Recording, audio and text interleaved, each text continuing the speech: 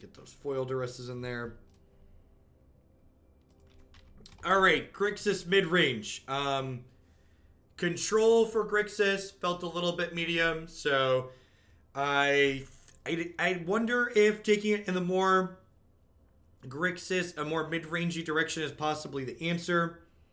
There is a little bit of a lack of Ugin in here in terms of enchantment removal, which makes me wonder if we should fix that. It's probably, that card's similar to Eldest Reborn, right? I think I'm gonna swap those out in the sideboard because they're both just like an extra card that generates card advantage. Let's do that. This deck is quite mana hungry on colors. Really? Not really? It's got double black and then one double blue card. Not really sure. You could quantify that as hungry on colors.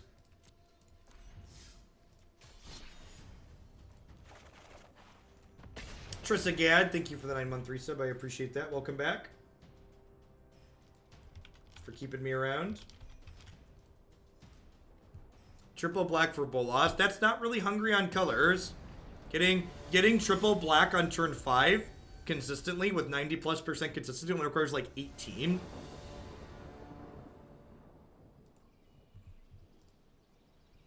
Yeah, I think Ugin really solves a lot of the problems. A lot of these two or like decks like this that don't have ways to interact with enchantments are good. It's even possible that like a split of Ugin with Liliana in the main deck is good, depending on what matchups you expect to play.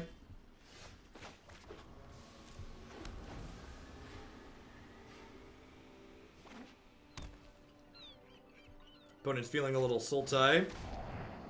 Sultai with Thought Erasure, so it could be a control deck, could be something like the Flash deck we played yesterday.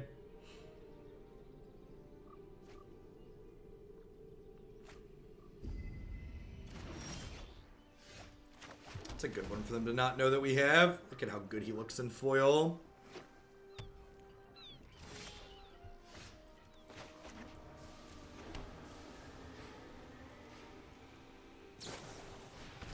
Growth Spiral. Could be the Flash deck. That deck is incredibly sweet.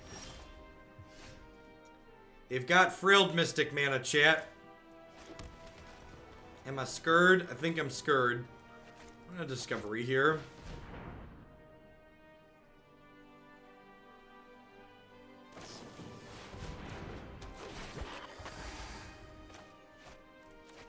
I'm just gonna go ahead and kill this now. Getting a Frilled Mystic on this Discovery is good for us, but because they use that so aggressively, it also kind of says to me, hey, I probably have another Frilled Mystic. It's like, have a lot of them and wanted to guarantee get their mana in that turn. Baby Grixis, okay. Huh.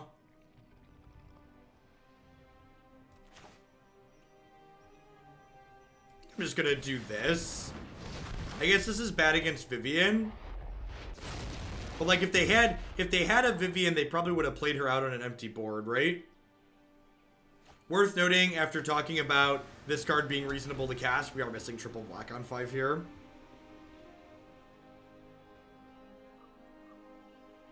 Have we played the Bant mid-range deck from the SCG Open yet? We have not.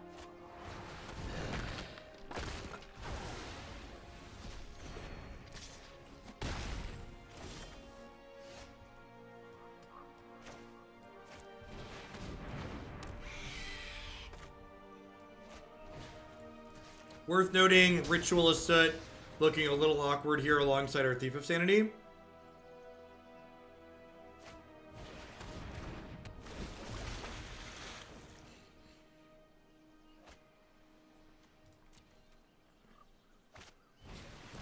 Ooh, are we going to get to hit with Phage? That would be good. Hey, Aimbot. Thank you for the 9-month resub. I appreciate that. Welcome back. Alright, what do you got for me?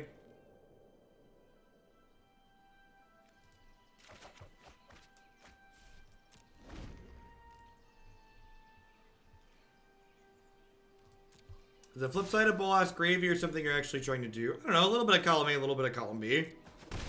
Like, 4 mana Bolas is reasonable because, like, even when they kill him sight unseen, he's still, even when they kill him right away, he's still, like, made them discard a card, which is, like, not bad. Yeah, and this isn't just a removal spell, right? This can bounce the Thief back to my hand. Should they try and kill it?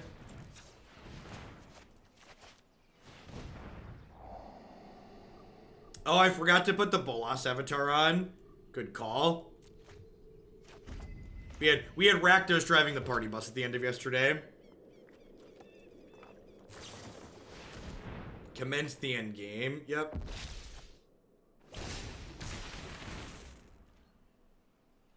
Definitely the flash deck we were playing yesterday.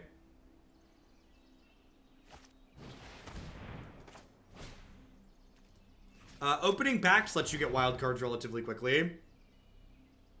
Every 6 booster packs you open, you get a rare or mythic wild card.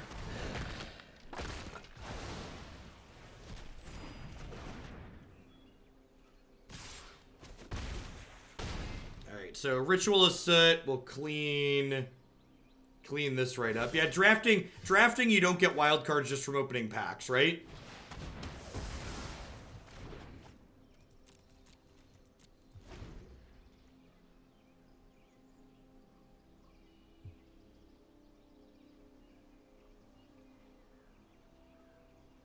The flash deck is mostly rares, you're not wrong.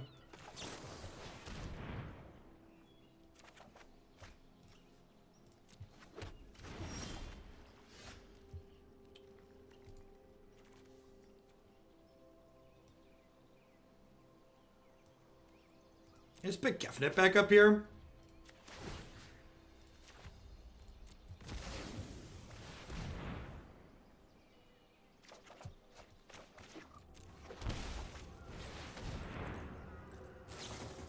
Yep. This means they can't Memorial to Folly this turn, which is nice. Next turn I can try and Hostage Taker this. We are a little bit low here, though. I'm down to 9.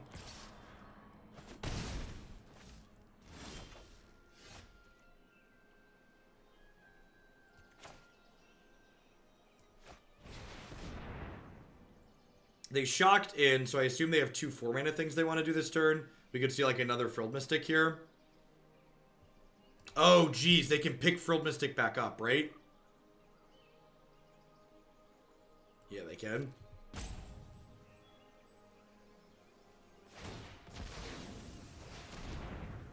Yep.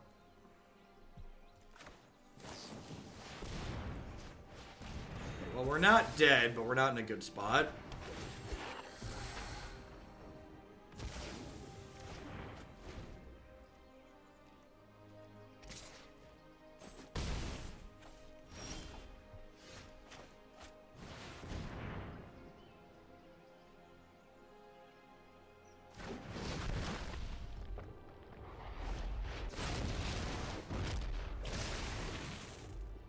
Yeah, so dead to removal.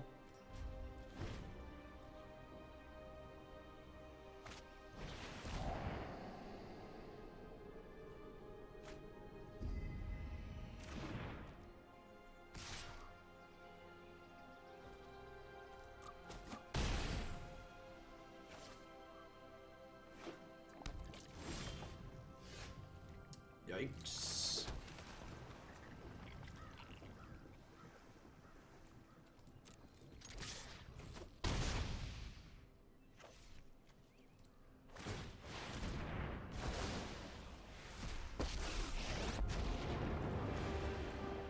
No one can stand in my way. Yeah, hostage shaker means I'm not dead on board.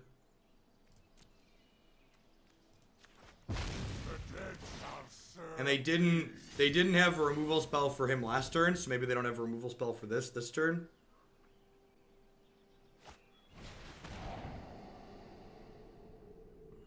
If we untap here, we're actually in an okay spot.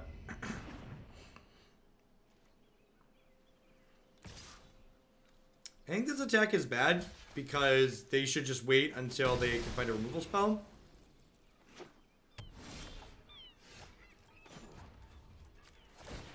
I always have an answer.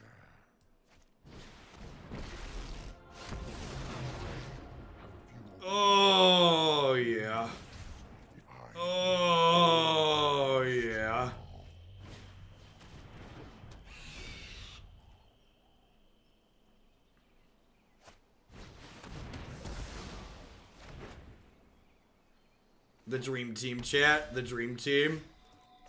Sweet memes are made of these. Who am I to disagree? The only point of life total that matters is the last one. And this ult's next turn, right? Because it's going up 2 at a time.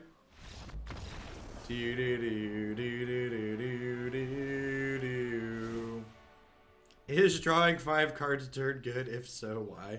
Please explain. Please explain why this is good.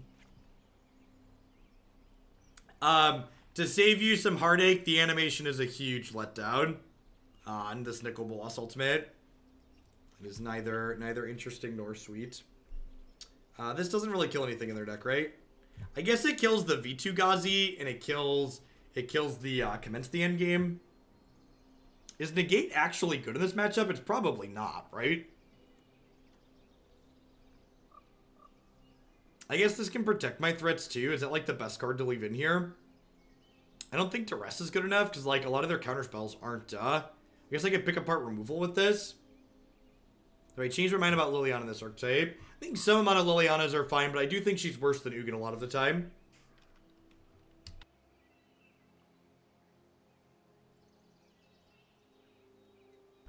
Flavorful Bolas is his own super friend. Put in a couple of Scorn. Put in 1 moment. I think a 2-mana way to kill a full Mystic sounds reasonable.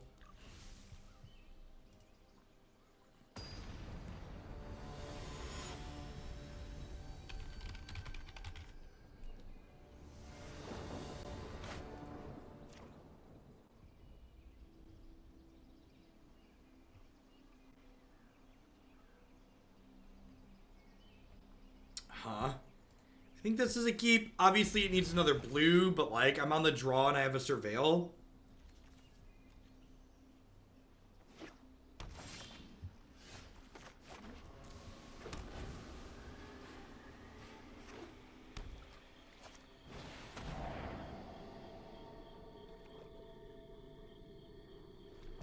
The Bolas sleeves are very reasonable.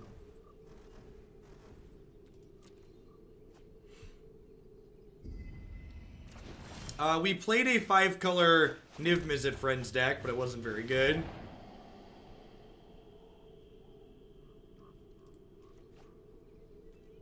Perfect. Thought Erasure into this will empty their hand out pretty quick. Even if they have the contempt for Nicol Bolas, like, we're just gonna attrition them out of resources here.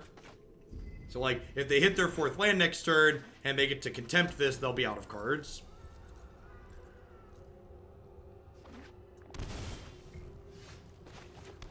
Like, I have these cards still.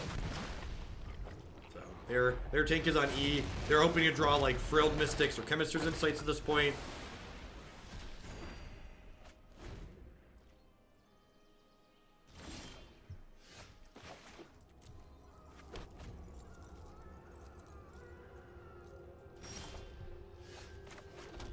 I'm just jamming this.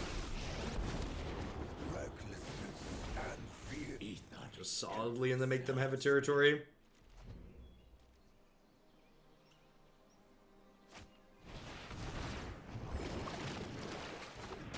Yeah, I agree, good one. I really hope they address that soon.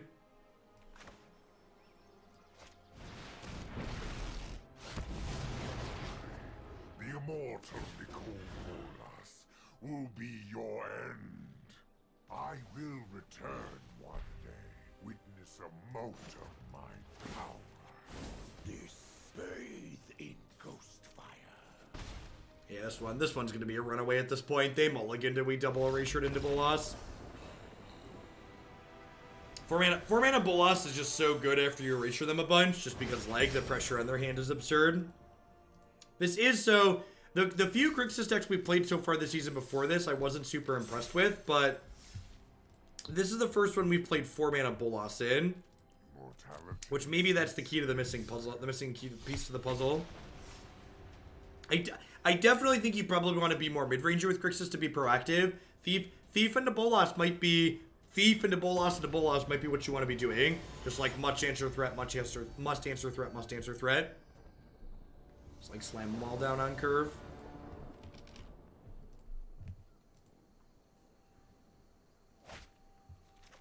Sure.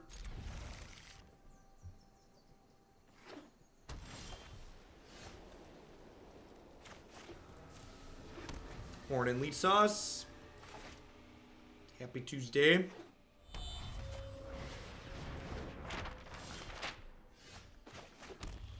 Great. I would like some tracks of land, please. This is probably not good against a Planeswalker deck, although they could be a Saheeli deck. Forklift Professional, thank you for the 3-1-3 sub. I appreciate that. Welcome back. Do you think it should just be for Bolas? Yeah, quite possibly, Ohio. Kefnet's a card I've been a little bit medium on overall, and this deck doesn't really have a ton of good ways to make Kefnet work. Like, I feel like if you're playing Kefnet to leverage him properly, you want, like, Chemister's Insights and Commence the End games, which this deck definitely does not have. A MTHG, checking in for the 3rd month. Welcome back. Hope you're having a good May. Good start to your week.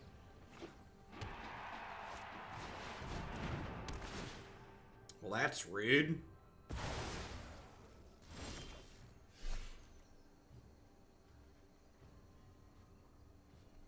Yeah, I'm not sure where I'm at with Liliana. My experience so far makes me think she's worse than just playing Ugin a lot of the time. Which, to be fair here, Ugin would be excellent for unlocking this Excellence binding rate.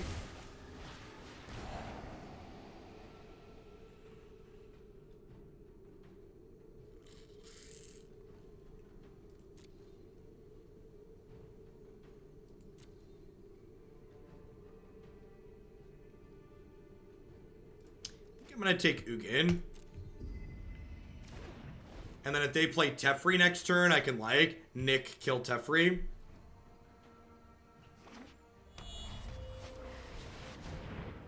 And the reason a sequence like this is, obviously they get to get Teferi down this turn, whereas if I leave them the Ugin, they can't play Ugin on their next turn.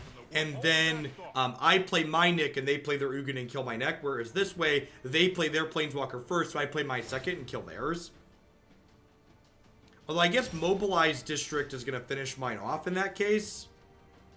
So maybe that's not what I want to be doing. Huh, maybe I just plus here.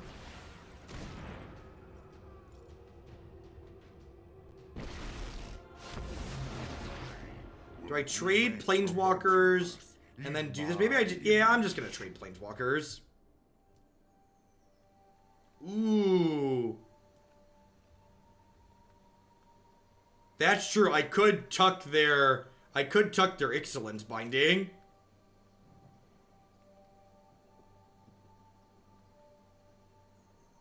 I kind of like that. Oh, that depends. That's not like, that's not, there again, nothing's a hard and fast rule. They get it back next turn. Oh, they do just get it back next turn. That's true.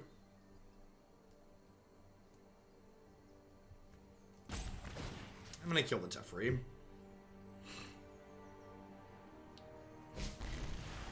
The problem with plussing Nick is that their Teferi just tucks Nick the following turn, which I think is not ideal for me.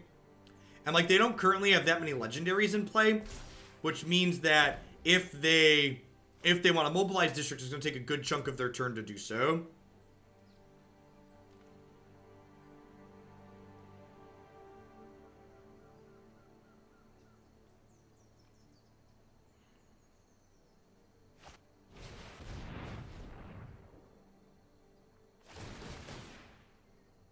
So I assume we're going to see them play Narset here, and then flip Treasure Map, use the treasures to mobilize District. That burns a lot of their treasures, if so. If they don't kill Nick this turn, we're going to be in a pretty incredible spot. Average Joe, thanks for the Twitch Prime support. Welcome, welcome. Thanks for keeping me employed here. Oh, they have Mox Amber. Okay. Oh, this mana can only be spent on Planeswalkers. They can't even use this to activate Mobilized District. Alright, so I'm going to get to untap with Yeah, this is the Zach Elsick deck that we're going to play later today. Jamison, thank you for the 3-month resub. I appreciate that. Welcome back.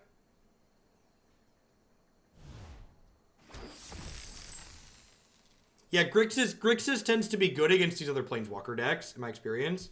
Can I get my complimentary timeout? Of course, Average Joe. We aim to please. So, obviously we're not going to get to draw a card here, but they're still going to have to sacrifice something.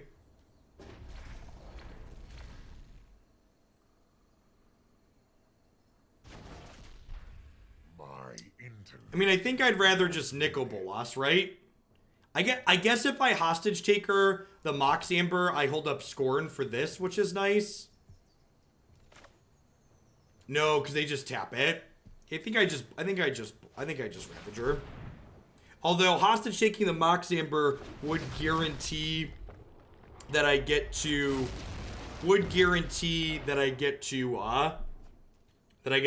the following turn. Hey, Barrelmond, thank you for the brand new tier 1 sub.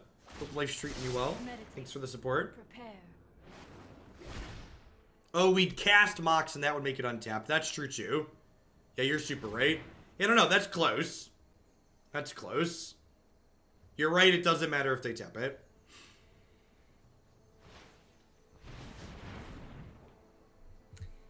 We did the man. We did the monster man. Do do do do.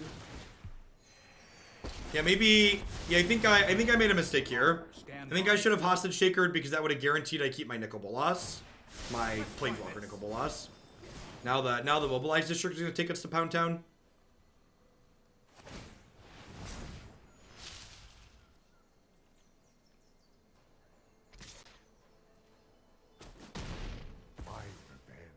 If we had a land here, we're still in an okay spot, but like, not only would I have gotten to kill this, but I would have guaranteed if we hit a land, lol. I could have counterspell in their deck. They have Disdainful Stroke in their main deck. I hope you die to mono red for your next 6 matches, opponent. Greedy, greedy, greedy.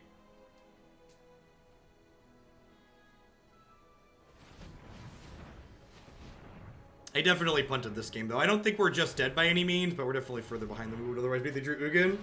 Alright, now we're dead.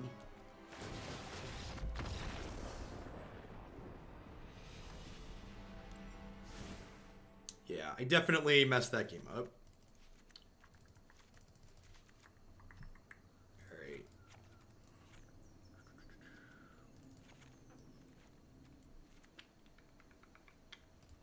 Kefnet and Hostage Taker don't seem very good. Cut a couple of Scorns. This seems reasonable. Like all of our spells. Vexion, thank you for the 2-month resub. I appreciate that. Welcome back. Thanks for keeping me around. Tef would have stopped the Scorn. I guess that's true, but I would have guaranteed got to play the Liliana the following turn, so it still leaves me in a better spot. And they would have bounced Hostage Taker back to my hand to be able to take something again later. You're right that I wouldn't have kept my Nicol Bolas, though, because of Teferi.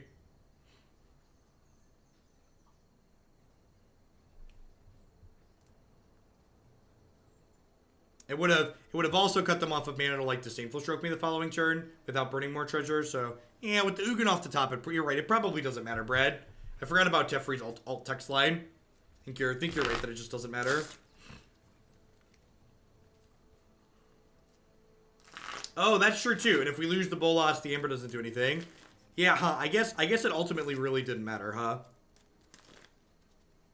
Hey, Caper, thanks for the 2 months. Welcome back. Thanks for keeping me around. The blue-white deck really seems sweet, though. Looking forward to getting that one later, dude. You got a good lineup again today. Play some more Sultai Flash. Got a sweet Reanimator deck. I think that's an Arcbow deck, too, because Arcbow is sweet. 2 Bedevils and a discard spell. Let's do it. Go, Gadget Grixis. Ooh, sign me up. Double Excellence Binding. Rude.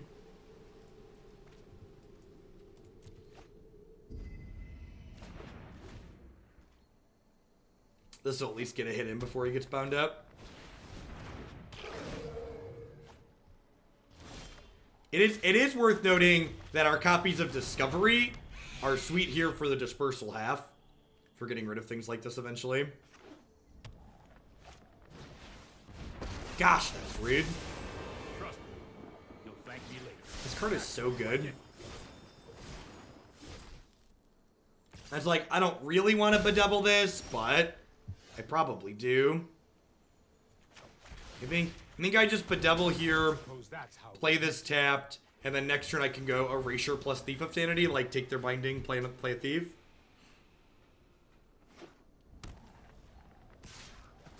I agree. This card is going to be format defining as long as it's legal. If you wish to keep an open mind.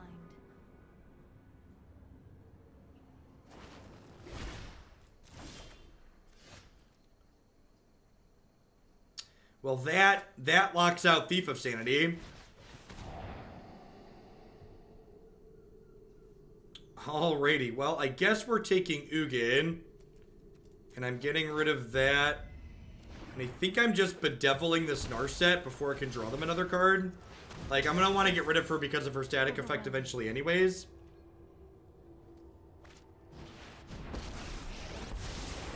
Your loss will either be a tragedy or comedy of errors. We're going to die to this Flibbit in 15 turns, aren't we? I've seen the future, and that's where it's heading.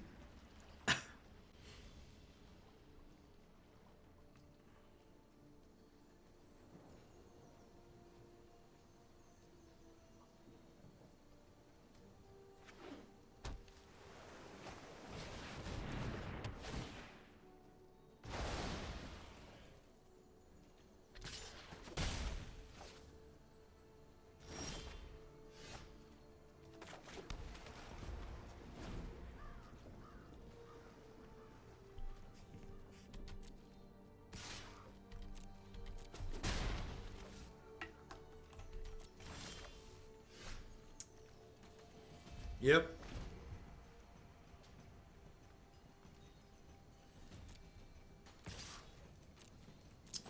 Through the power of the credit card, you can unlock as many mythic or rare wild cards as you need, Vexion. Just rip them booster packs.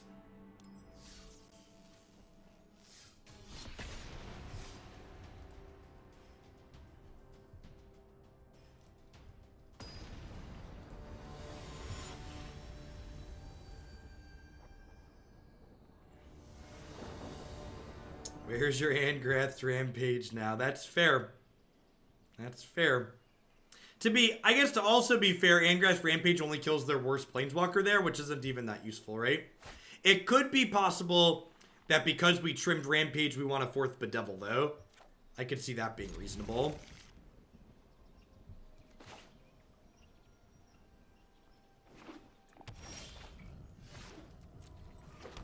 Little Teferi makes you not want to play Magic. Little Teferi's an incredibly interactive card. What? I mean, like, what are your options? You prefer getting, like, Nexus of Fated? Is that your preference?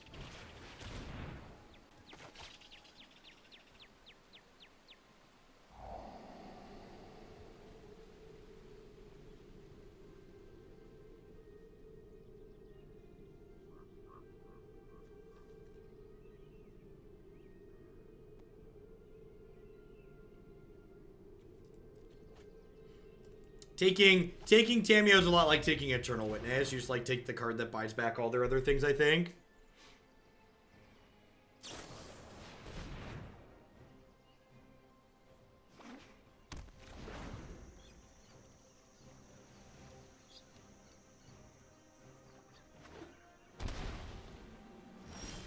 You need to play more. If you're having a really bad time with Little Teferi, you need more creatures in your life. Creatures are great. I guess they're gonna Chemist's Insight this turn, which probably makes keeping that fine. So they're gonna like see a bunch of new cards.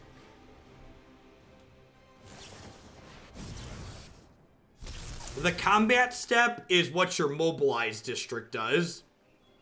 So if you're an Esper control player and not familiar with the combat step, I'd encourage you to play more Mobilized District. It depends on how many lands you're playing, Cassie. Remember, what defines your mana base as greedy or consistent isn't the raw number of colorless lands you're playing, it's how many colored sources your deck has overall. You and permanents you control have hexproof until end of turn. That totally counters my Thought Erasure. That's funny.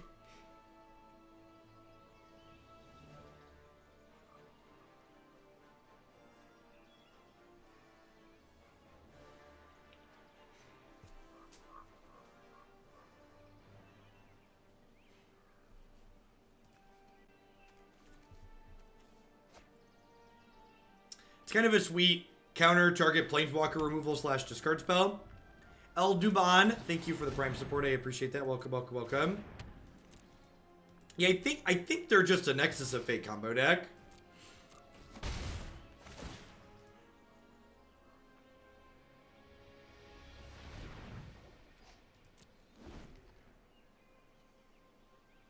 Yeah, I think so, Coke.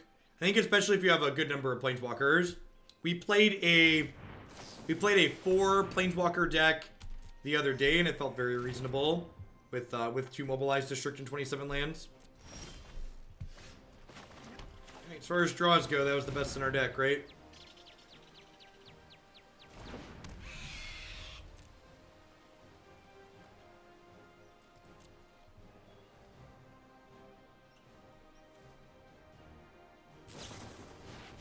Good chance we don't get another turn here, though.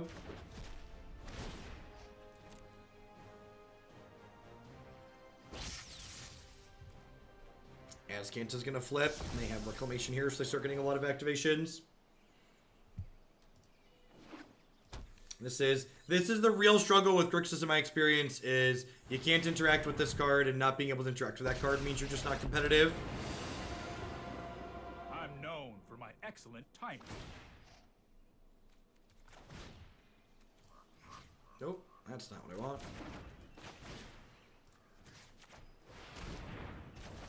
How do gods interact with Ixalan's Binding? You cannot cast it if it's underneath Ixalan's Binding, but when the Binding exiles your god, you can choose to put the god back into your deck instead. So your god should probably never be under an Ixalan's Binding.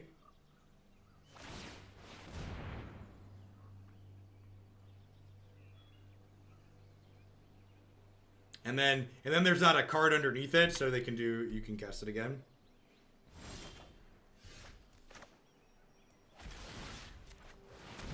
Wanted to draw a black source there. Didn't obviously. I'm just gonna concede. We're very dead here. We just have double Azcanta activations. We have no clock. We have no meaningful disruption. Good morning. Wake up. Yeah, you have some tools. The problem is that in my experience, these decks just don't have the ability to get consistently under these decks. That's what it ends up coming down to. Bedeck Bedevil's nice here because it kills flipped Azcanta and also kills like Ooze if they bring that in post board.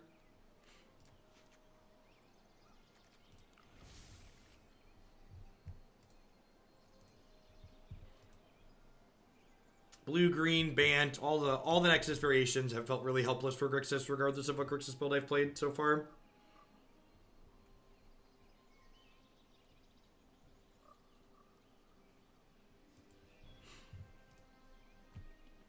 We have 1337 viewers right now. What a fantastic viewer count. Good morning, everyone. Thanks for dropping in.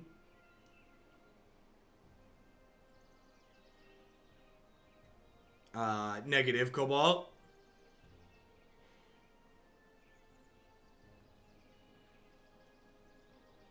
Yeah, Ugin answers enchantments, and this list has Dispersal as well, which helps to a degree. But they're just so resource inefficient.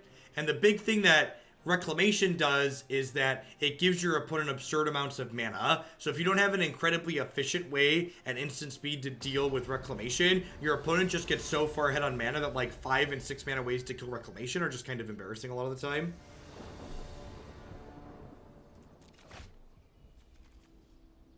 Yeah, I think curving into 4 mana Bolas is probably fine with other discard spells.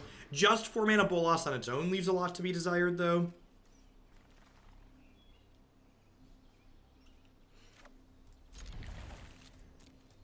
I definitely think I should keep a hand like this and hope to hit my land, because, like, Erasure into Thief into Bolas is just, like, our best curve possible.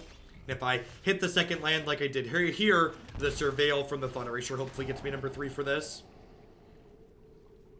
Look at these completely reasonable and beatable Magic the Gathering cards.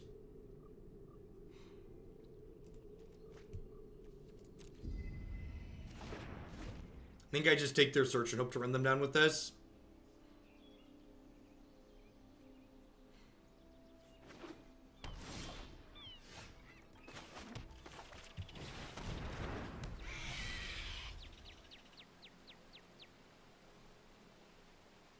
Brick. Brick. Brick. I mean, that's kind of a brick, I guess. The problem here is that the Thief hits accelerate them into Azcanta flipping.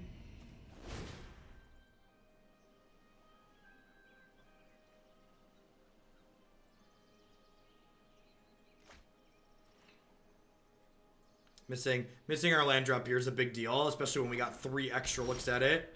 Pretty unfortunate.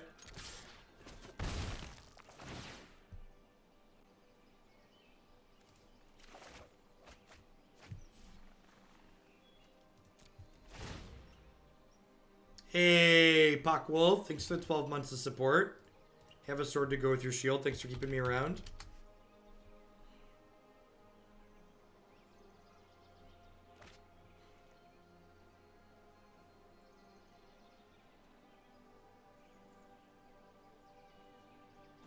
Nah, I don't think so, Demand. Main decking cards like Naturalize is still pretty incredibly narrow.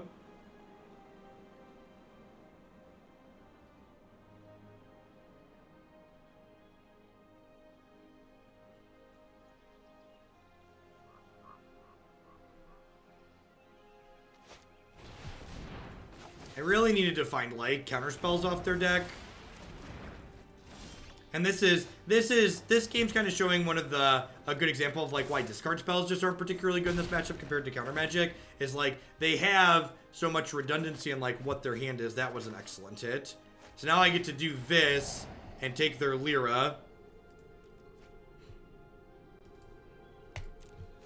And then I can veto whatever they play next turn, and then maybe we can find something after that. Maybe I should just take the land there so I can work my way up to Nexus of Fate.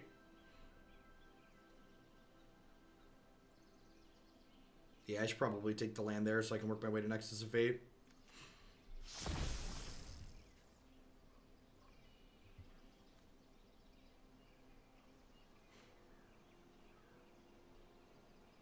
Spell Pierce, Dreadhorde Butcher, Terramander, Lightning Strike, and such. Sure, a more linear aggressive deck could probably is better against Reclamation. The problem with things like that, D-Pierce, in my experience, is that, like, the 3-color aggressive decks tend to just be worse than playing, like, red aggro or 2-color aggressive decks. So, like, while you make a matchup like this better, you're just, like, worse against the field.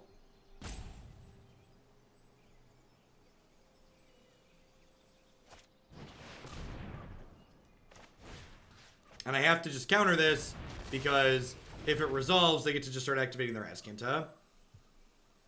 Obscene Sanity. Coming in hot with the 12 months. Have a sword to go with your shield. Thanks for keeping me around.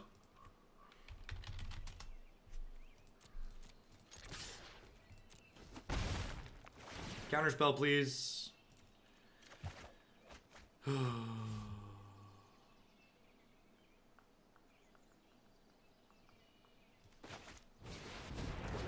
I definitely should have kept my 5th land last turn. I don't think it ultimately matters. I think we're probably dead regardless, but I definitely should have kept the 5th land. Morning King. We've not played a Jeskai Ral deck, El Duban. I don't think I have anything like that in the queue. You can always check the deck queue on my website. Sometimes I forget exactly what's in there, because, like, especially, like, right now at the start of a standard format, like, I think there's, like, close to 50 standard decks in there. You would make an So there's a lot. informant for my study. So this is Demonic Tutor, because I put so many cards in their bins. They can pick up whatever they'd like here.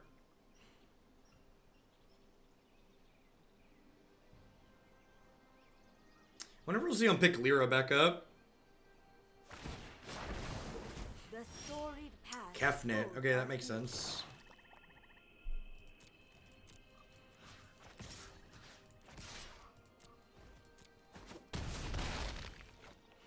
This study is over.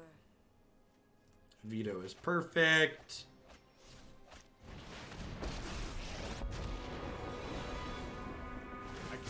We need Yeah, I agree. It feels weird that Tamiyo picks up non-permanents. So it looks like we're going to be able to win this game. The mix of Thief and Bolas is going to pull us through even though we stumbled in the early game.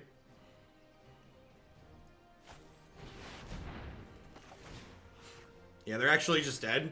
We get to hit them for 6, then we get to Nexus of Fate off of our Teferi untap.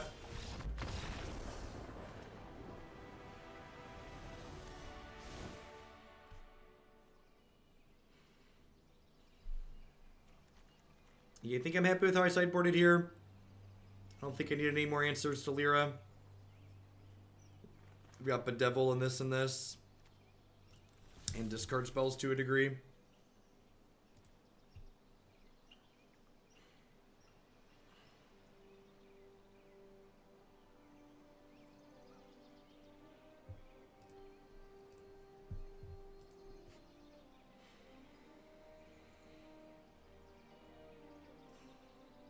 All you have to do is draw half your opponent's deck, and then maybe you can win. I mean, that's the nice thing about Thief of Sanity, though, right? Like, you don't have to put good cards in your deck, because your opponent probably put some good cards in theirs.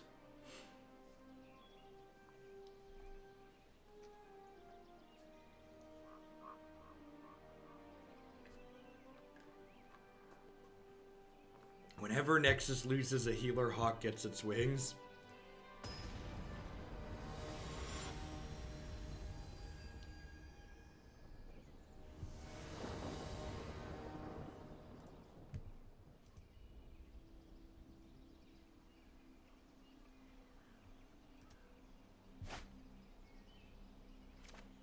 I don't have Disruption, but Thief into Bolas is like my best starting pressure, so I think this is a keep. Hopefully we either draw Duress or a Thought Erasure on 1 or 2, or we get to find something meaningful off Discovery. Never didn't have it. Have you tried Enter the God-Eternals and the sideboard against aggro? We've not played against any aggressive decks, so I don't really know if our deck needs help against aggro. I think if we did discover we need help against aggro, I agree that Enter the God-Eternals is a great card.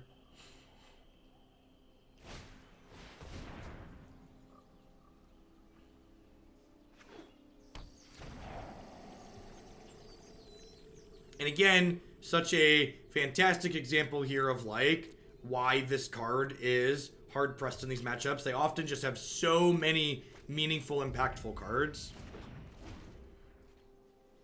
Blast Zone is an incredibly slow answer to answering enchantment. Swift.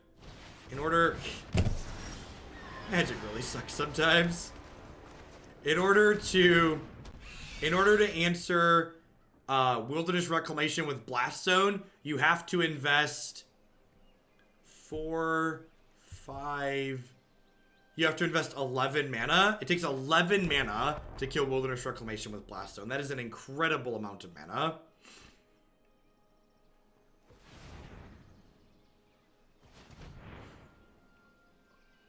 The good news here is they're going to play this, and I'm going to play this and take the Dovin's Veto out of their hand. I counted tapping the Blast Zone. Yeah, plus 2 turns at a minimum.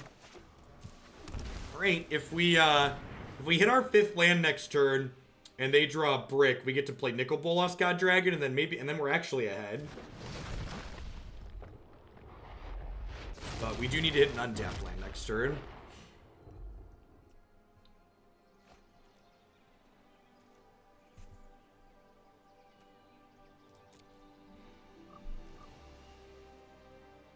I assume this Blast Zone is going to tick up to 3.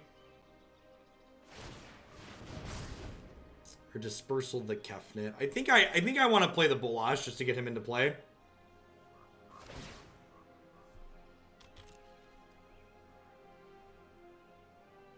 They can also They can also Dispersal the Wilderness Reclamation back instead of the God-Eternal, which is not ideal for me.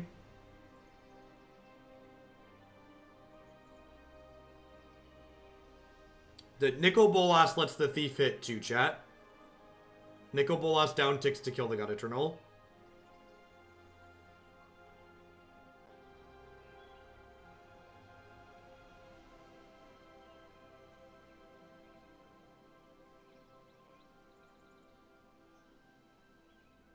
So we know their hand has 2 spells. They didn't put a land into play out that Growth Spiral. This Blast Zone's going to get to kill my Thief of Sanity here. Because of Wilderness Reclamation. So that's no longer an option. Although they are going down to only 4 lands to do that, so that's nice. So we're going to see this pop off.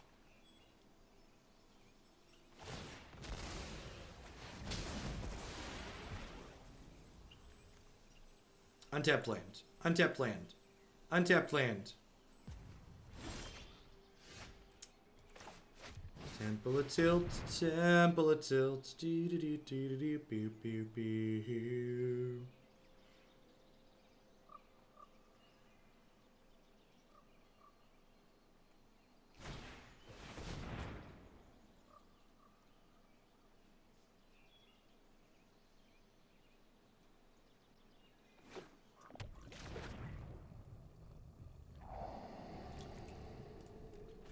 Hit. I think I'm okay with that. I think I want to work up to flipping this. Oh, I guess I get to surveil deeper though with this.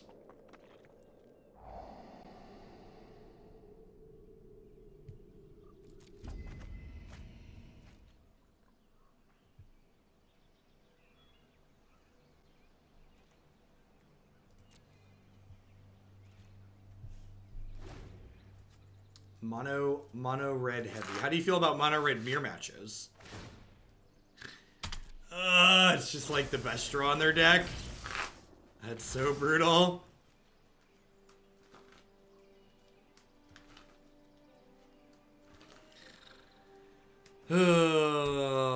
Like a fart in the wind, our hope of winning this game is gone.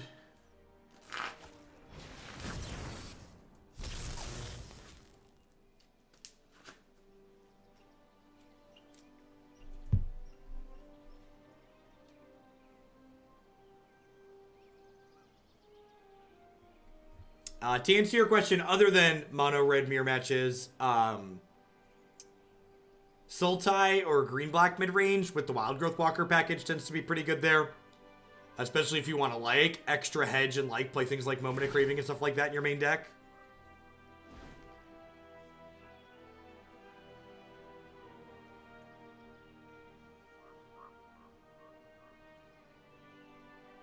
That would probably be my recommendation. I'd play like the Wild Growth Walker package with like at least 2 Seeker Squire.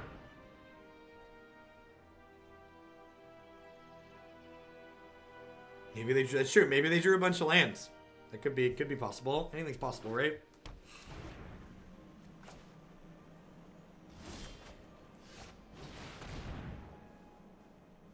Deckmaster's aware of the issue with flip card Sunshine. It's just a small project being created by a single person, so they're a little bit slow to fix bugs.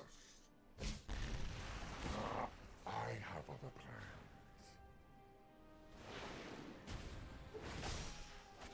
Yeah, I agree, Brad. I should definitely wait to Growth Spiral until... They're actually just going to get to kill this with Blast Zone next turn.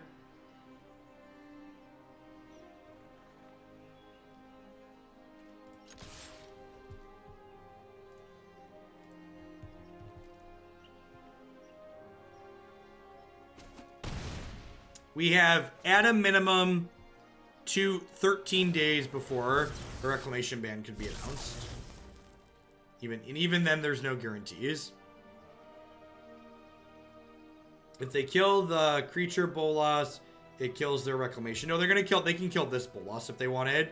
They can crank this up to 5 and then blow it up. Why the date? Because Wizards has scheduled days when they announce ban list changes. And ban updates out of cycle are pretty rare. So, a card like Wilderness Reclamation could be banned much for the same reason that the deck Eggs was banned in Modern, which is that it wouldn't be banned strictly because of its tournament performance, so much as because of the quality of gameplay that it generates, and the duration through which it takes the deck to actually win the game in tournament play. So, I don't think there's a pure power level reason to ban Wilderness Reclamation. I do, however, think that from a quality of gameplay standpoint and how long it takes to actually win, there's a very meaningful reason to ban it.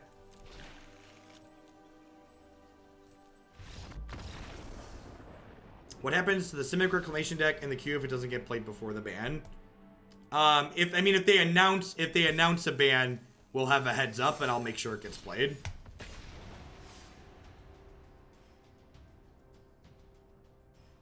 They don't just like say we're gonna update the ban list and by the way it happens in an hour.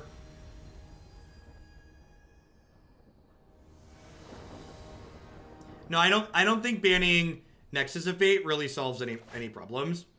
Nexus, a lot of people, it's kind of funny to me how many people forgot that like Nexus of Fate was legal for an entire long time before Wilderness Reclamation existed, and it was just a fringe deck that was like kind of cute.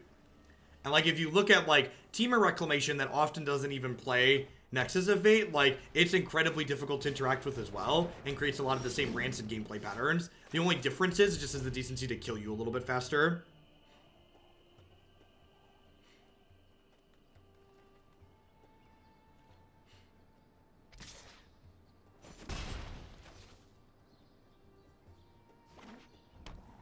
We're doing alright, Karn. I am excited to get to play against Mono White here. See how this matchup feels. God, this Memorial to Folly has been bad a lot more than it's been good. There's been many key turns in these matches that we've played. We're just like, if this Memorial to Folly had been an untapped land, we're just like so much better off.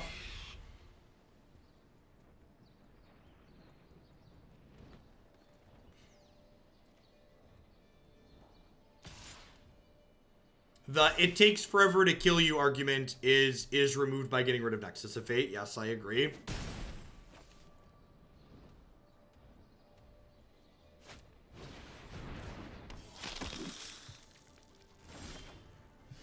Ding, ding, ding.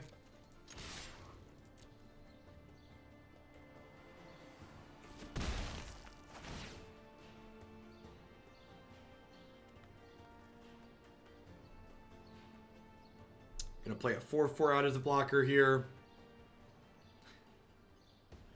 I mean, I guess they missed a land drop. So those were cards they wanted.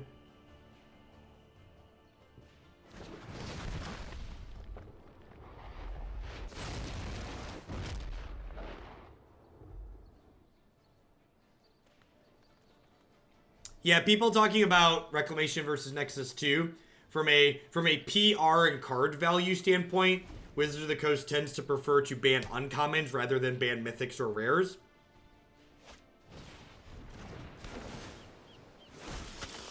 I'd much prefer Reclamation be banned.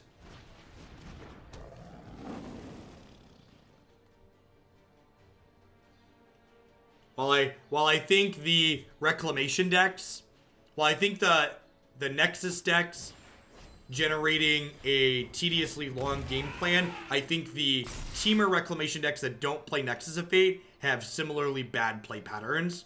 Really need to draw one of our two Ritualists here. That is not a Ritualist set. So we're dead.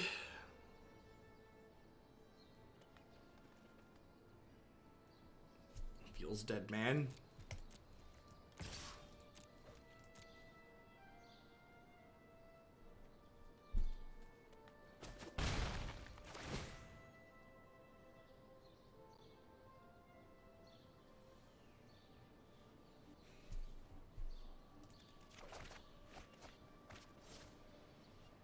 I was hoping to draw one or a two drop there. Yeah, Wizard of the Coast doesn't errata magic cards.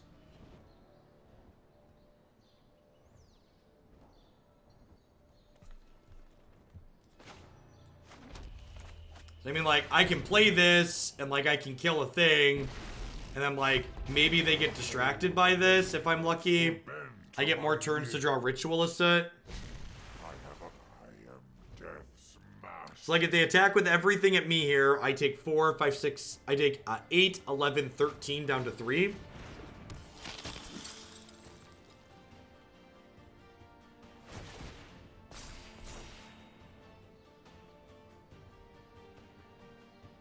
Yeah, but that errata is not really functional. Drakenstern, like that type of errata is very different than the type of errata other people are suggesting. Yeah, 4 moments definitely very good here.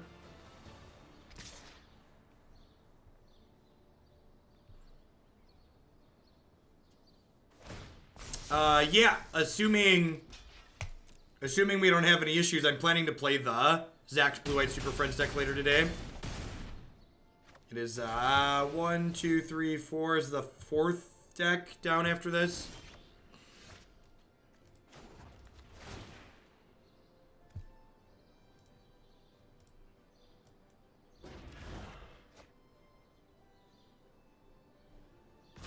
Will wipe your bloodline. Let your weak minds crumble. Gosh, we're so close to stabilizing too. I guess this could draw me a removal spell, huh? If I hit a Doomblade on this, we could survive another turn. I'm known for my excellent timing.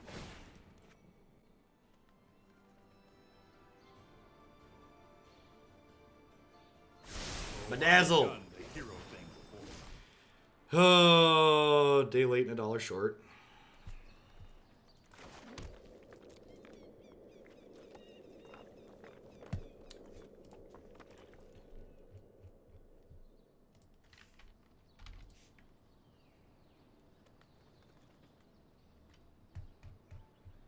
There, it should be there now, Zach. For some reason, my Google spreadsheet likes to randomly not make the auto sort macro randomly stops working.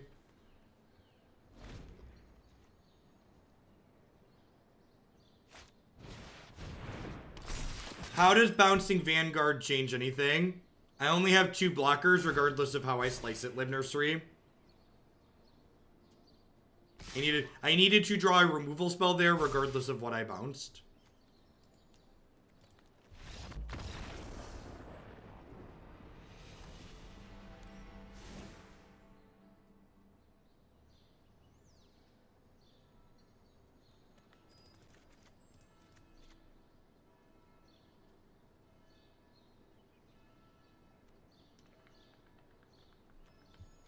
Do we want to get rid of the memorial? I don't know. I think I'm just going to play this set out with it and talk about it at the end. We're probably got one more match after this one. I probably don't have time to fumble around with Discovery in this matchup. It's probably the cut.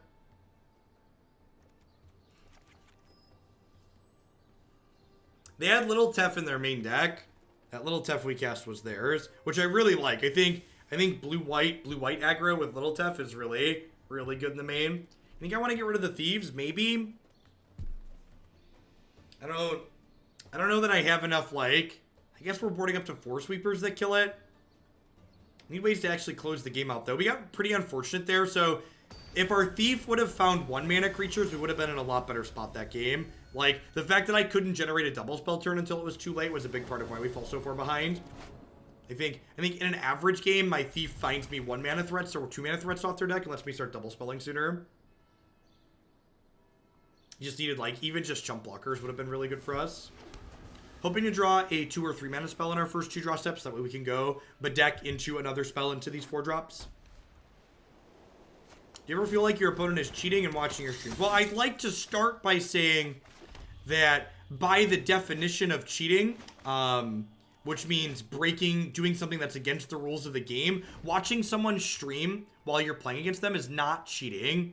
Nowhere in the terms of service of Magic Arena does it indicate that if your opponent is streaming, it is against the rules to watch their stream. I'd like to make it incredibly clear. You can argue that it's tacky or classless or, you know, not in poor sportsmanship or whatever you want to call it, but yeah, I think calling it cheating is just factually incorrect.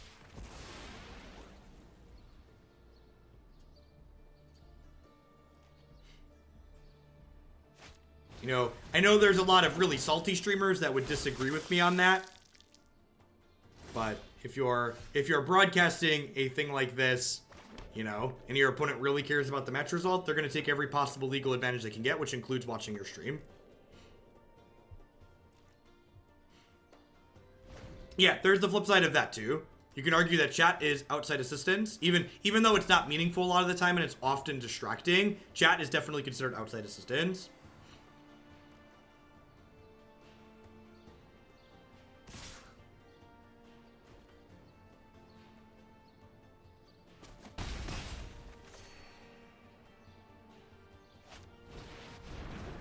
Actually, Jack, in a Magic tournament, streaming is more akin to playing with your hand face up on the table. And in a Magic tournament setting, you are allowed to reveal any hidden information that you have available to you to your opponent at any time.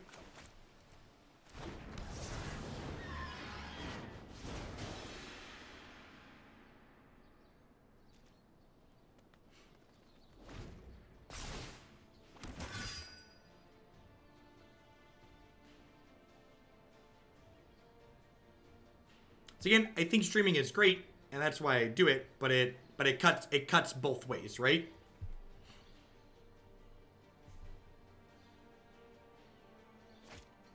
I also think at the end of the day that if someone's watching my stream while they play and they really need that match win, they probably need the match win more than I do personally, so they can take it.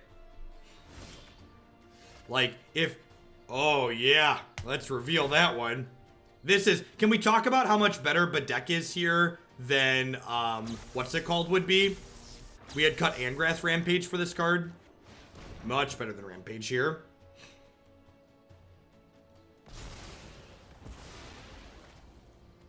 Playing with your hand visible on the table sounds like the ultimate disrespect to an opponent. I mean, it is and it isn't. So, like, for example, oh, you know what? I should probably save this in case they have another Marshal next turn.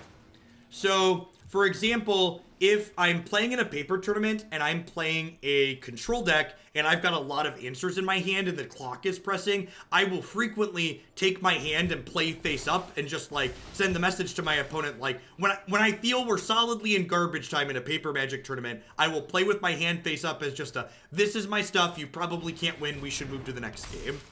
I don't think that's disrespectful. In fact, I think that's the opposite. It's actually respectful because it allows you to move along and use your clock efficiently. Because the clock is a resource for both players.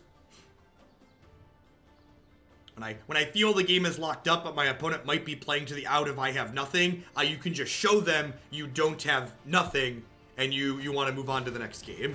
Because in paper Magic, you can draw, and drawing is bad for both players almost all of the time.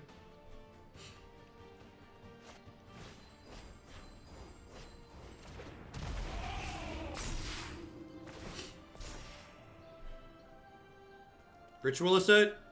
Ritual of Soot. Okay. Okay. Kefnet was very good here, to be fair. This game here is a good example of why I am not a huge fan of Cry of the Carnarium. Like, Cry has a very small window where it's very good, but it also has games like this where it just, like, doesn't do anything.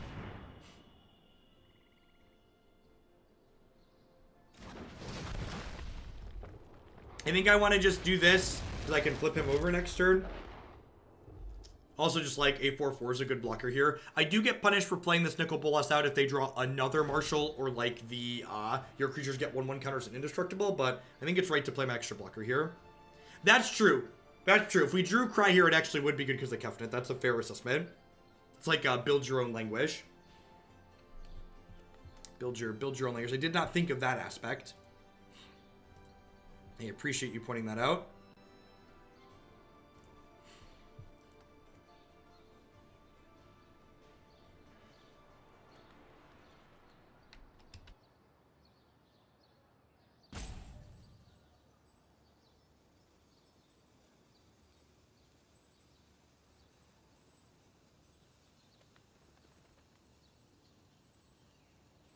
You can see them like mousing over graveyards and stuff.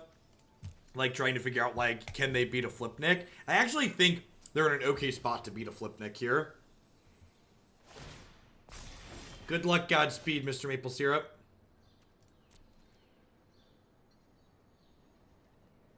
Do I even want to flip this?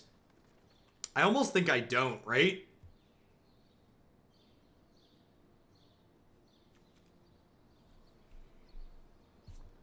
What's that? So I have to shock to 15. I then have one blocker. I'm taking 3, 4, 5, 6, 7, 8, 9, 10, 11. Like, I could shoot something, and then, like, they attack into him, and I eat something else in combat, but then he's gone. But I guess I have Memorial to pick him back up. I'm gonna wait a turn.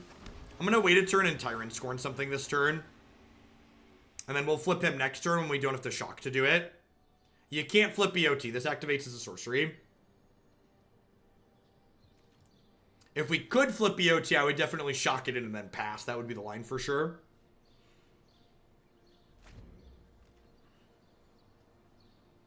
Also, if we just, like, hit one more removal spell off of Kefnet, we're going to be in a pretty insane spot.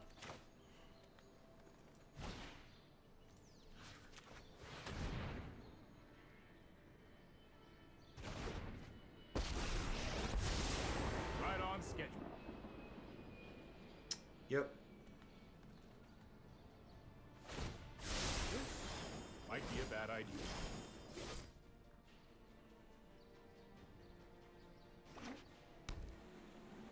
If they attack with everything, I'm going to eat one of these. If they attack with just this, I think I'm going to trade.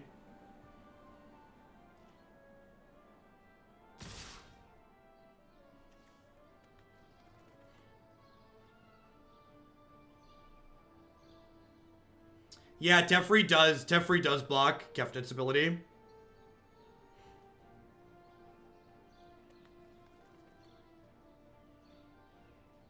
This card is very good. Alright, if they attack with everything, I'm going to eat the Dauntless Bodyguard. And take 9 down to 8.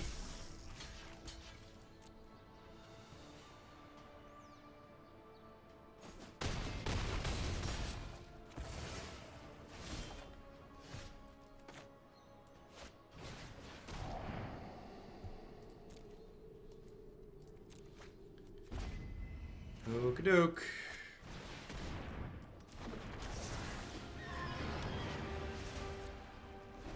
It would not come eat pizza. So Teferi's +1 explicitly says you may cast sorcery spells as though they had flash.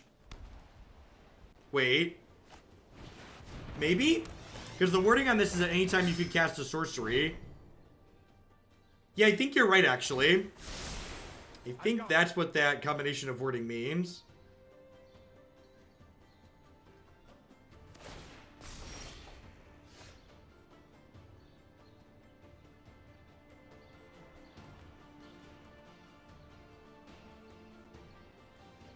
Zach, what's the word on that? But this changes the restriction on that, right?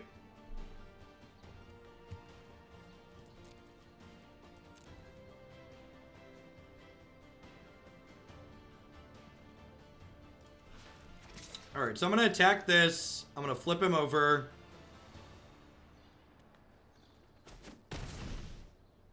That didn't go according to plan.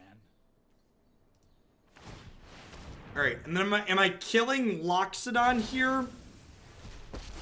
Or I could get their Teferi back and bounce a token here.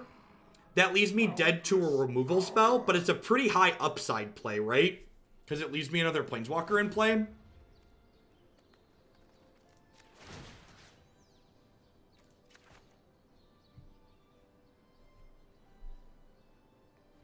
Drawing cards is also good. I agree. We could hit a piece of 2-mana removal.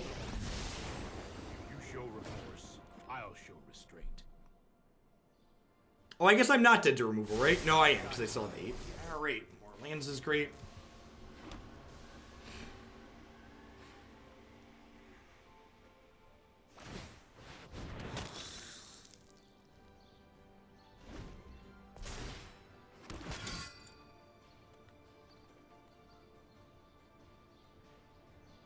The base price for submitting a standard deck to the queue is $10 US. As always, you can find all the details on how my deck submission process works on my website here.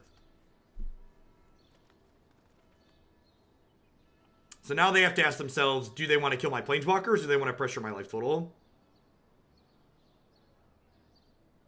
Yeah, could you imagine, like, Zach said if we're brave enough, we could try a Mobilized District. If this Memorial Folly was a Mobilized District on this board, it'd actually be really good, huh?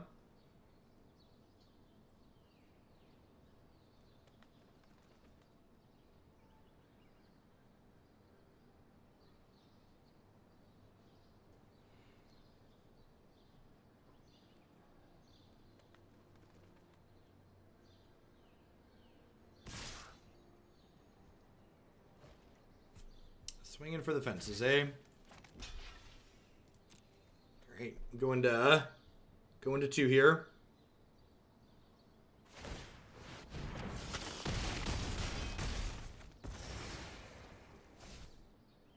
No, District's always untapped, but it does not cast another elephant. Vomit. Soot. Soot. Soot. Soot. Soot. Soot. Are we dead? Nope, I can still draw Ritual of Soot, right? I can still draw Ritual of Soot. Tef can't draw a card, he already drew a card.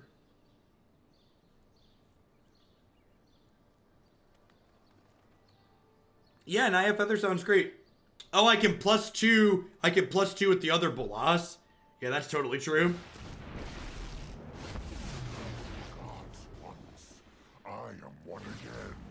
Everything is power, and I am everything. Don't worry, I got this.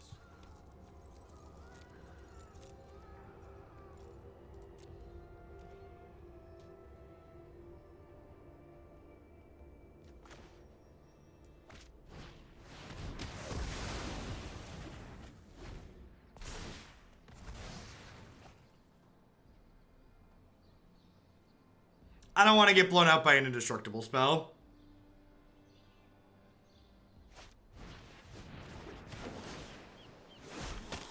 Oh, I can't. They have time. I have Time Raveler. God, this card is so good.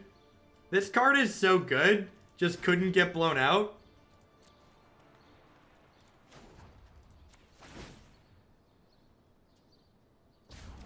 You are all so generous. My knowledge is endless.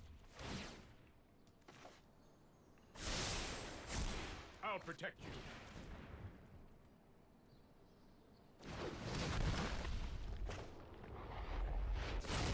Just don't misclick and pay for a shock land, right?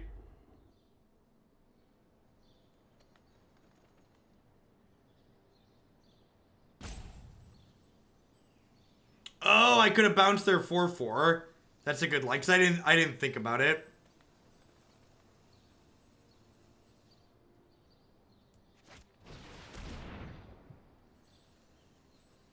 You have no weakness I cannot exploit. Sans Seraph. Thank you for the very generous tier to resub. Be sure to take a peek at the deck queue and let me know which deck in there you'd like to bump up. All right. And now, not to harsh the jam of anybody that enjoyed that game, because it was a fun game. But that was the easy game, right? That was the game where we were on the play. So, this is the hard game where we're on the draw. I would like to pour one out for God-Eternal Kefnet, though. This is the 5th point of toughness on this card, in combination with the fact that it double casts not 1 but 2 removal spells for us. Definitely pulled us over a hump we wouldn't have otherwise managed that game. And like, one of the questions Ohio MTG had was, is he better than the 4th Nicol Bolas? And I kind of, the split is growing on me. Being able to have both out at the same time is nice too.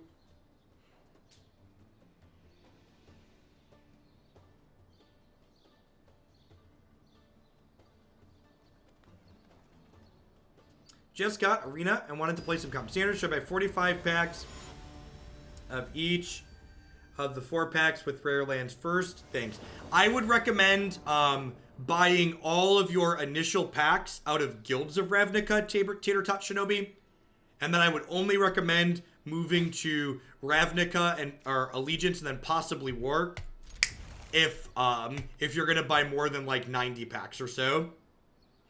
I'd recommend buying war packs last of those 3 sets, because war packs are the current prize packs that you're gonna get for completing quests and dailies and stuff like that.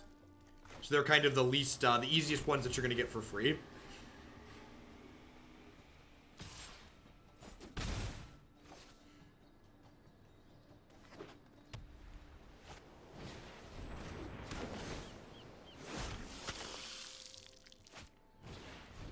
I'm probably supposed to keep them from flipping this here, right?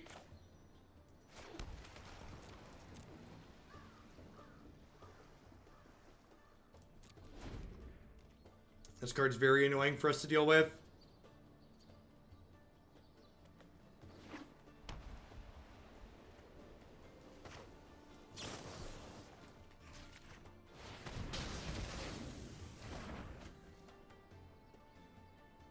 Yeah, Majik. Tier 3 subs get to add a deck to the queue every single month when they renew. And you submit that just through the form as normal. There's a drop down that says, this is for my tier 3 sub.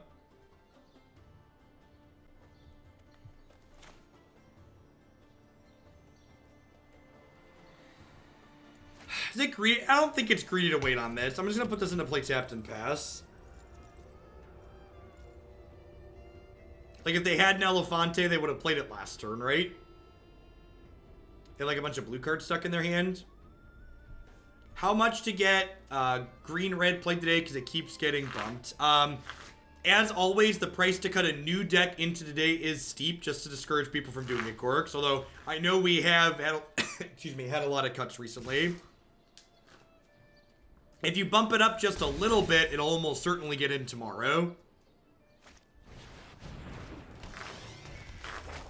Perfect. Now, the question is, do I cry? I probably cry because it means this is never flipping, right? Like, obviously, I missed the back half of History of Benalia, but I think the this is never flip value is ideal here. And if I, like, play Nicol Bolas or Hostage Shaker here and they untap and play a removal spell, I'm incredibly sad. Tomato Green Proliferate. Will do, Sans Serif.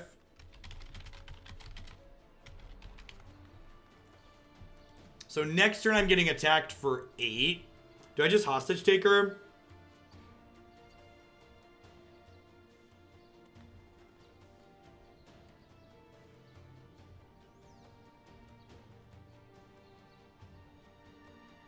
I think I'm supposed to Hostage Taker here, just because it like saves me 8 points over 2 turns, right? Because these are gonna pop 2 turns in a row. It also takes a creature off the table again, keeping them further from flipping Legion's Landing. We're really hoping to draw a 2-mana spell next turn, so that way we can play Nicol Bolas plus another card. Yeah, Primal Amulet is just bad Reclamation Dubber. Like, the Primal Amulet deck that was sweet last season is just like, it was sweet, but it's just like, it was not competitive because it's just like not super consistent, and like Reclamation just does everything it wants to do but better. This is, oh god, that's a Knight. Vomit. Benaliatron. That is not the 2-mana spell I was hoping to draw. So I guess we do this. They discard their last card. They're gonna get to flip Legion's Landing, which probably means I die. I have to trade Hostage Shaker with Dauntless Bodyguard, trade Bolas with a Knight token.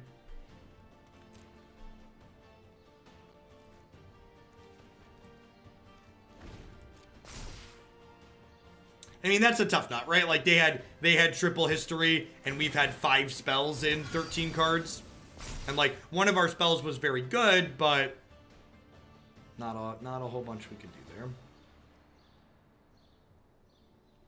We could rip a Cry here, or a Ritual of Soot, but again, the problem then is that I'm at 2, and my opponent has Legion's Landing flipped.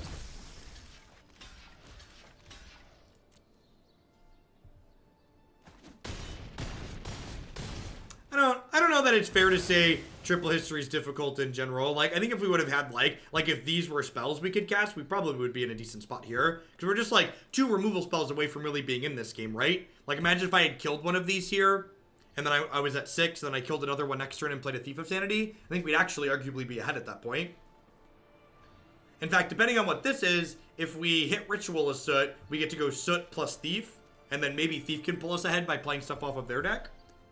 Cry also does it here, which is nice. So you got 3 outs.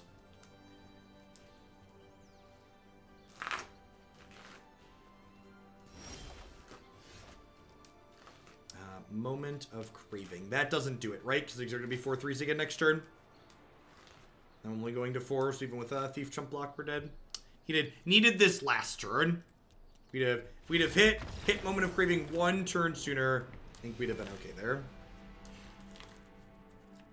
Alright, let's try. I'm going to try one more with this, just to...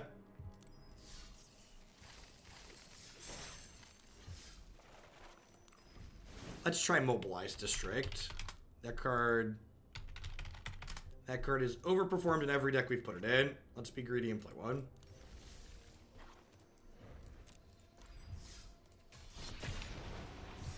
I really feel like we've highlighted the range of Grixis issues, though, in this set. And the big issue in my mind is the fact that, like, you're really bad against Reclamation decks, and then unfortunately you don't have any slam dunk matchup. So generally speaking, if your deck is bad against one of the best decks in a given format, you need to be able to make up for that by having other matchups that are just like, oh, we play this matchup, we almost guaranteed win, to balance out the fact that you have this other matchup that when you play it, you guaranteed lose.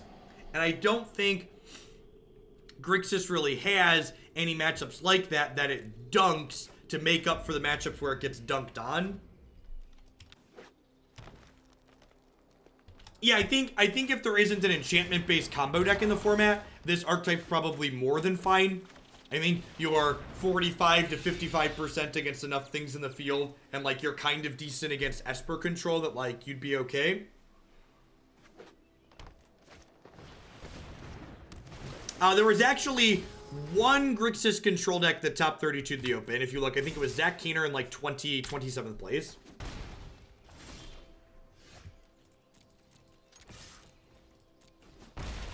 Are you a Sultai deck missing colors? Maybe? Maybe? That's a Paradise Druid, huh? Sure. Yeah, and like, don't get me wrong, at the end of the day, if you like playing these colors, you definitely are competitive enough in enough matchups that, like, Magic's a game that you should be playing for fun. So you shouldn't play something that you don't enjoy. I did. I really liked the Esper Planeswalker deck we played yesterday. And the reason why I liked it was because it had both Planeswalkers and the Mobilized District that allowed it to actually close the game. My big complaint about the Esper control from the previous seasons that I really didn't enjoy playing was the fact that, while it was very powerful, it just couldn't end the game with any consistency, which I find incredibly tedious. So they should get rid of that, because I'm going to get to take it with Thief otherwise.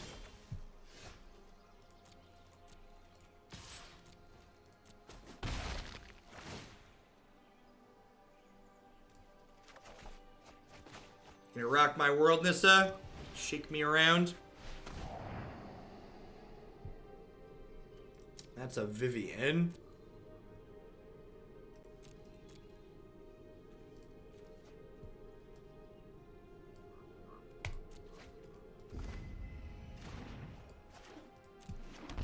Nikki B here will make them discard Thrashing Brontodon. They hit a land, they can Hostage Taker, they can Hydroid Crisis for 4, but then I have a Hostage Taker.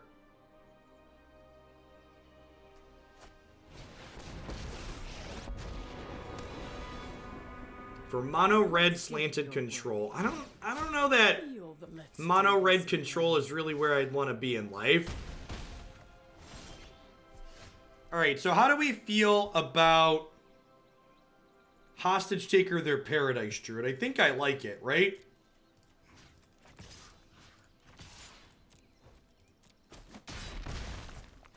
Not bad for a mouse.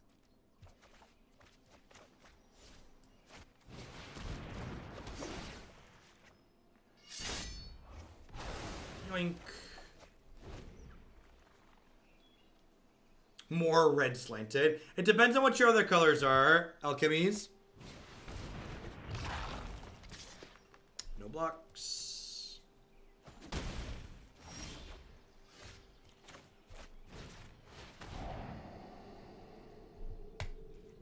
This game's about a wrap.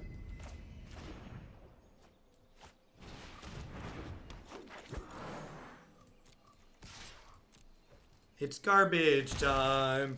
You don't have to go home, but you can't play here. Do do do do do do do do do do do do.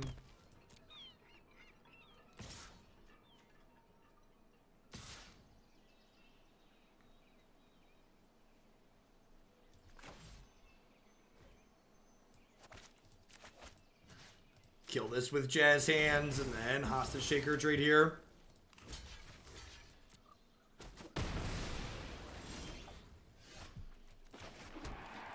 If you're on the desktop, Majik, there's the subscribe button at the top, and if you click it, it should give you the options to upgrade underneath.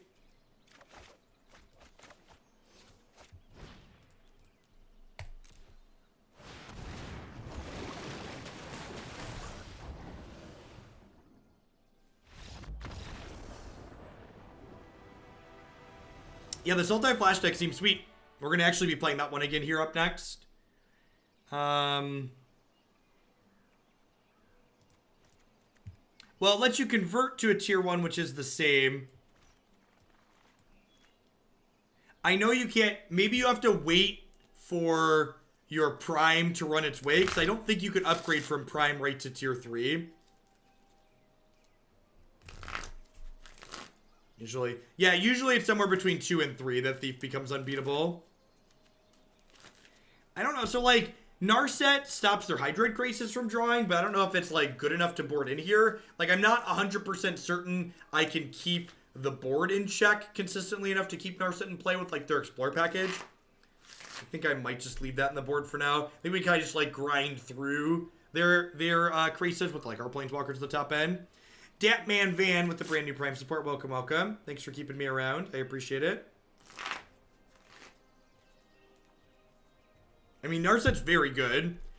I think like my light bulb, this card is absurd and should be in everything moment, was when I saw someone at SCG over the weekend board her in against mono red to stop risk factor, and I was just like, this card actually just does everything. It's just good almost everywhere.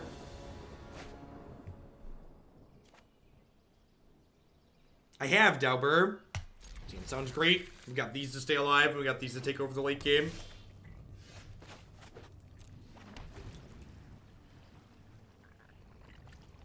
The issue with this deck is lack of foils. Our pay to win level's not high enough. Concur. Need more foil cards. Look at all these things in the ugly corner. Hey, at least this deck doesn't have the Hinterland Harbor of Shame, right? Yeah, that's a truly sad Magic card. Poor Hinterland Harbor. That card's gonna be going to therapy for years.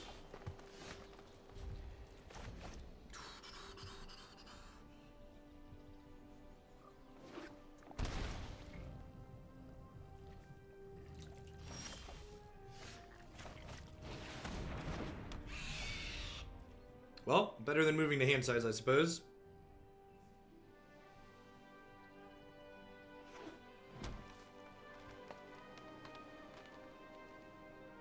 Please just play a Grixis. Rats. Would you like to see what's left? This is not. Land. Worse. It's nice. You just have to complain a little bit. I like it. You'll see.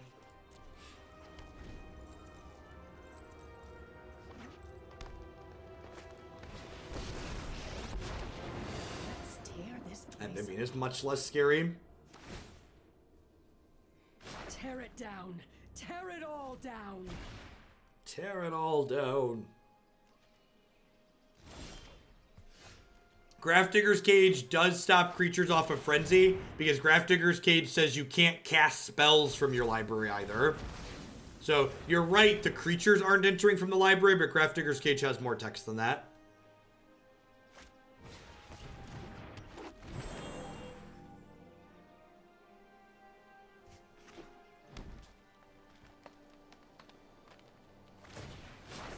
Nice, lazy man. Congrats.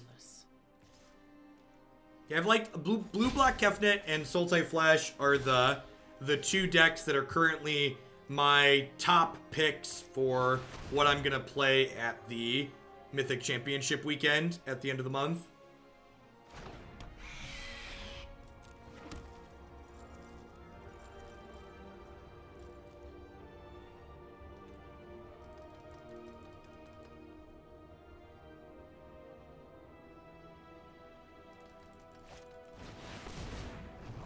Yeah, I'll just never play a deck like Girl Sarkin in a tournament that I really care about. It just doesn't have enough player agency.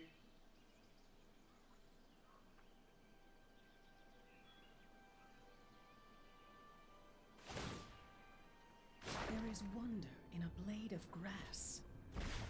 The old instant speed Grixis is real good. Does one of those decks have Ugin in it? Blue Black Kefnet has Ugin in it. It has 3 in the main.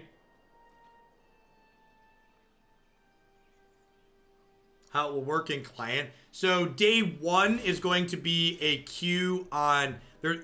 So the first day on Saturday, there will be a queue in client that people who are qualified can join, where you play till you have 8 wins or 2 losses, I believe.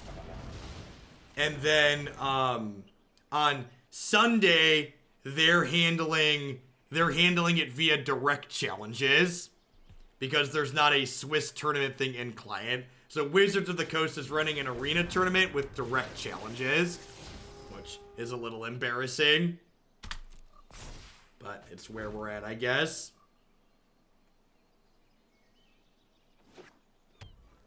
Sorry, my liability is showing again. Demonger, thanks for the Twitch Prime support. I appreciate that. Welcome back. Thanks for keeping me around.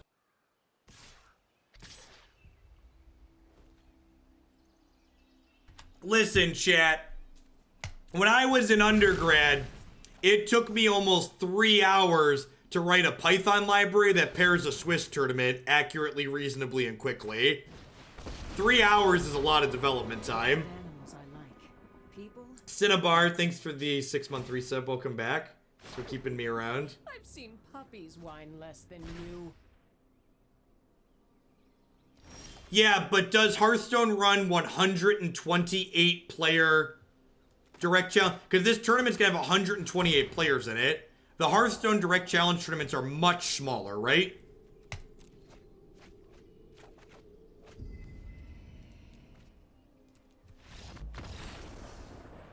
Alright, we fumbled and died, and Hydroid Crisis. So, my opponent was flooding in the late game there, but we were screwed, but Hydroid Crisis let them pull through the flood, which is one of the reasons why Crisis is so good, right? Gosh, am I supposed to have Narset in my deck? I don't really know what I want to cut, though.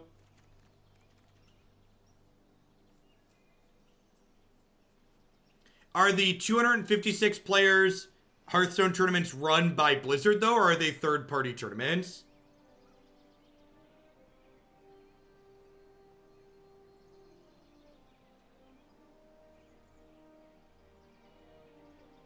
And are they tournaments that are played over the internet, or are they tournaments that are played in person?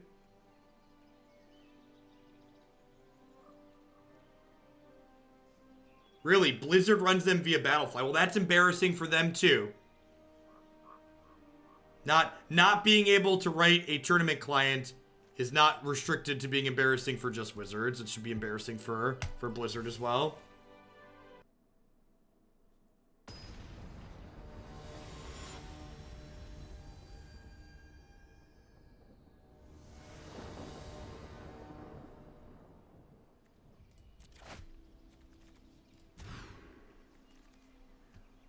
This is where the magic happens.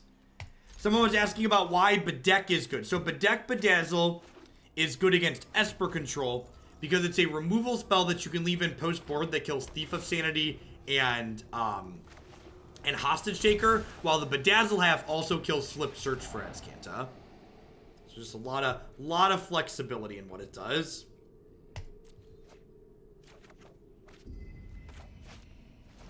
Our cumulative variance is catching up with us.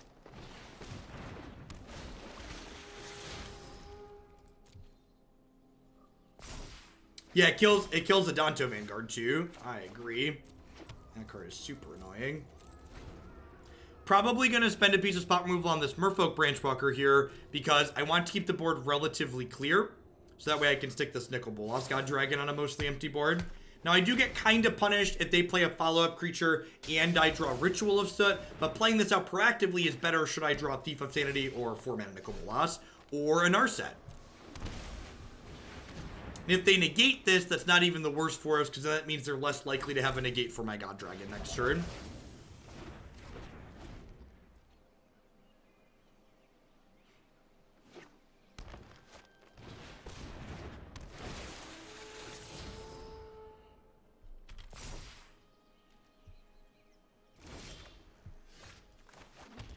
Please don't stroke me. I asked you very specifically not to stroke me, opponent. Rude. I agree. Tyrant Scorn is an incredibly well-designed removal spell. I like it a lot. Do you play around stroke? Okay, can I ask you to be specific there, Team Darkwater? What does playing around stroke look like? How does my play pattern change to play around stroke in this specific instance? Do I just, like, pass and not cast a spell and just die to this Merfolk Branchwalker? Is that how we play around it? Like, I don't really have tools available to me to meaningfully play around that card. That can't happen. Ah, not again. Yeah, I think Vivian plus the Hydroid Grixis solidly puts us into garbage time. Yep, but you didn't ask a question. You made a state. I'm asking how can we apply your question? Because your question, as stated, we didn't have the tools to do it. So I'm saying, like, you asked the question. I'm saying, well, we don't really have an answer to that question, right? It's like, what's the how is what you're asking actionable, basically? And that's how you translate to things you want to think about into lines that you take in games. Like, you don't ask yourself questions that aren't actionable, right? I honestly don't know, Ohio MTG. I'm not really sure. I need to play more of it, but I'm just genuinely not sure that this deck does something meaningful that's different from the blue-black Kefnet decks. And, like, I feel like I need to play this one a bit more, and we're gonna play it more on stream at some point, but I need to pinpoint what's meaningfully different between this deck and, like, all these Grixis decks that we keep playing that feel like they suck. And, like, maybe it's this Chemister's Insight, Ugin, God-Eternals package. It could also just be the utility lands that are what make it better because our mana is better. We take less damage from shock lands in the aggressive matchups. But I know when I played this, it felt very reasonable. And basically every Grixis deck we've played, whether it's mid-range or control, I don't feel like there's one or two cards that I can fix to solve the problems that it has. I feel like I'm getting beat up by mid-range and aggro and Nexus and just, like, all of it feels bad. I don't know if there's one or two changes I can make to fix that.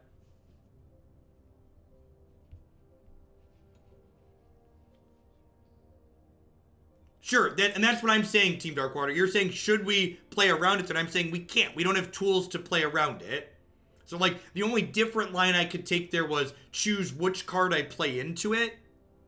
And, like, so the discussion point isn't, do you play around Disdainful Stroke? Because I don't have the tools to play around Disdainful Stroke. The discussion point in my mind is, which card do I want to play into it? And maybe it's right to play the 4-mana Nicol Bolas into it there, as opposed to the 5-mana Nicol Bolas, but I feel like that's the discussion to be having, not should I play around this card that I actually can't play around with the tools that I have at the time.